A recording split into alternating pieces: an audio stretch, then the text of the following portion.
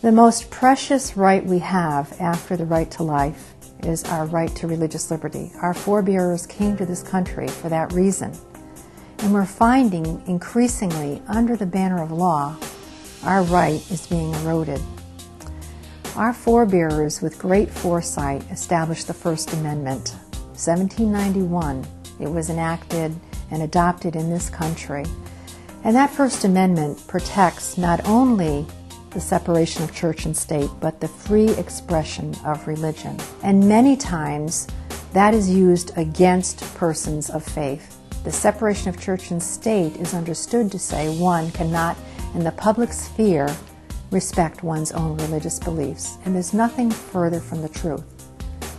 We have had a Supreme Court case, unfortunately, that took away the mandate from government to demonstrate that there was a prevailing state interest before they could violate the religious liberties of an individual. And unfortunately, the Supreme Court has turned down that right of all of us to be protected from a law that violates our religious liberty. And increasingly, we're seeing state legislatures, as well as the federal government, which is now considering the Freedom of Choice Act, which is actually no such thing. It's to violate the consciences of persons in healthcare delivery. That medical student who doesn't want to kill another human being to be able to practice medicine.